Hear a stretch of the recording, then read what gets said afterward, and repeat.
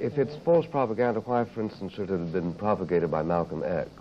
I like to say, I'm not trying to be funny, and I hope the people don't laugh. Sure. But I barely got out of high school, and the word propagated by Malcolm X. What do you mean? Well, I mean, Malcolm X came back, as you know, from the Mideast, and renounced the movement of Elijah Muhammad, precisely on the grounds that it was not the same kind of Islam faith which he found very attractive. Well, I would like to say one thing about. I don't know too much about what he saw, but he was there in 1959, I think, before, and he saw that there were white Muslims. But Malcolm X got famous mainly being hard on people like you, white people, white devils, you blue-eyed, blonde-headed dog.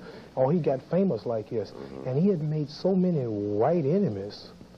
Whites cared nothing about Malcolm, nor so-called Negroes when he was with Donovan Elijah Muhammad. But they seemed to love and follow dead leaders, people. But I would like to say this. The white people didn't kill him. No, I would like to say this. He was a man, everything he had came from Donovan Elijah Muhammad. And when he denounced or was put out for various reasons of the faith, then he had to, from what I understood, this is me talking, I'll be to blame if I say anything wrong, he had to get back with you all. And he, in other words, he seemed to be apologizing for things that he have said because the protection of Allah and the Muslims were not with him. But I would like to say that we also... You think that he tried to make himself pleasing to the white community because he had antagonized Elijah Muhammad? This is me talking. This is not antagonized him, but antagonized you. No, but you say that... I would like to say that whites jumped right behind him. They're making a book about him. There's required reading in all colleges now, and they're making a movie about him and projecting him as the leader. And if you read his book and see the movie that's coming out, it'll make you hate Elijah Muhammad and the Muslims. Mainly, this is done to turn the black people against the real leader. And I like to say that this is the way white people rule. This is your history, divide and conquer. See, the first whites, your fathers, when they came over, they co-chiefs that running bulls stole his horses. Then after they got through fighting, and they came in and took over. And whites have always put one against another. And now they have a dead man who was nothing but he admitted himself, Malcolm, was a tramp, had white women selling the body for him. He was nothing until the Honorable Elijah Muhammad made him great. Made him great. Taught him, even his name, X, come from Elijah. He gave him his name. The Honorable Elijah Muhammad was an established leader before he was born. Now you seem to try to make it look like he was a leader and he was powerful. Everything I have, let me say one thing. I barely got out of school. I got out of school mainly because I was a champion. I actually didn't pass. I won't name the teachers that put me through. But you are a wise man. You're an intelligent man. And if I was not a Muslim or a follower of the Honorable Elijah Muhammad, I couldn't talk to you for 2 minutes. And I believe I can hold my own as an intelligent conversation with you. But it all comes from the Honorable Elijah Muhammad. But people praise me. Oh, you should be the leader. Well, you don't have to follow Elijah. Man, are you a fool? Everything I got come from him. He taught me who I was. He made me proud. He made me fearless. He made me love my own. I've turned down millions to keep from selling out my people. The beautiful name Muhammad Ali. I now have 56 Muslim invitations by governments. All they ask me about when I go to those countries, how is Elijah Muhammad?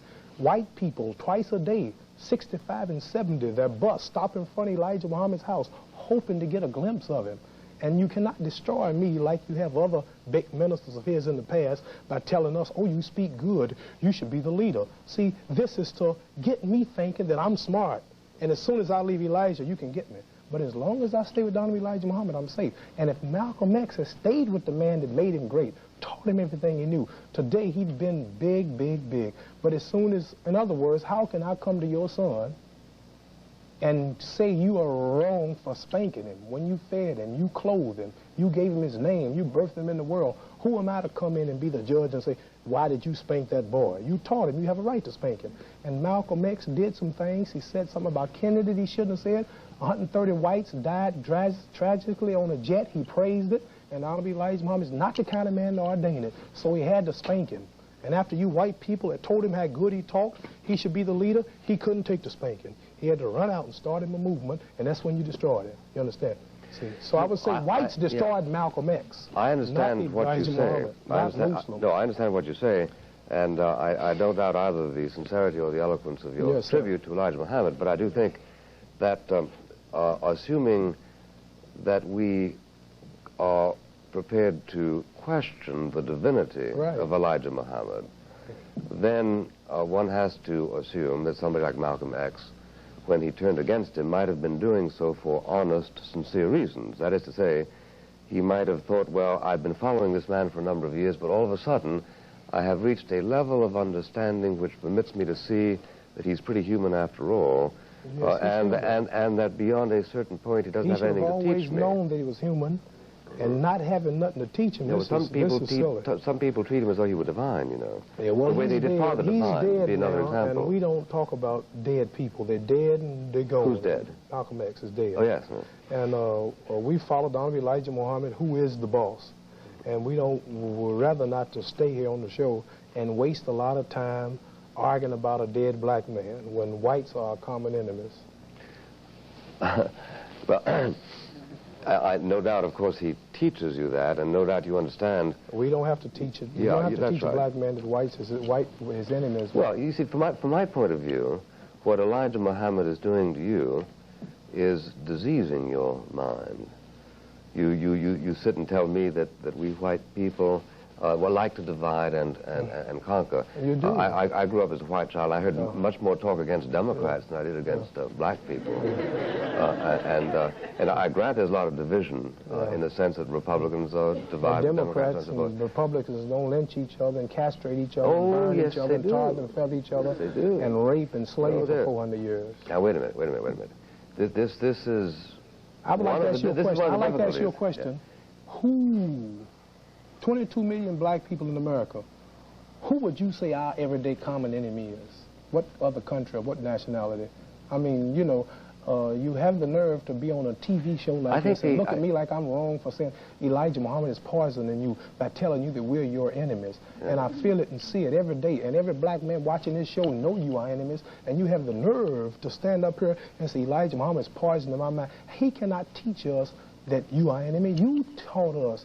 And your people daily, Martin Luther King is bumped off unjustly. Adam Clayton Powers bumped off unjustly. They took my title unjustly. They killed Medgar Evers unjustly. All the integrators who love white folks was unjustly kicked out of Washington. They've been deprived of education and poverty throughout the country. They just came back from Vietnam, 12 boys in Chicago, and they sat on the television and they told how white soldiers are teaching Viet Congs to hate them. They fly rebel communist flags, and they doing everything that they can to them right there in Vietnam. Now you're going to tell me that Elijah Muhammad and trying to make the public think that he's poisoning me by teaching us the truth.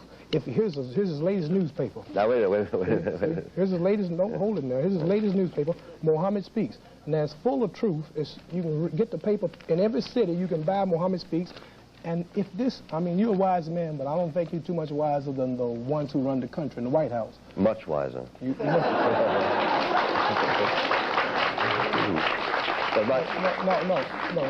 Let me try to make this point. No one challenges nothing he teaches. You're intelligent, I'm intelligent. We all know he's here. So I'm not here to tell you something you don't know about. No.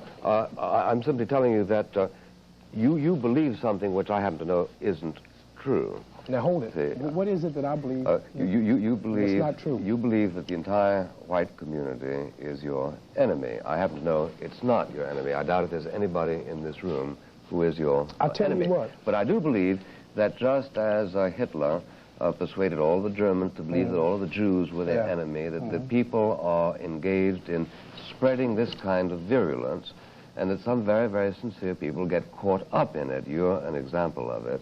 And under the circumstances, you end up doing a disservice to the cause that you really want to serve. Would you say Martin Luther King doing a disservice?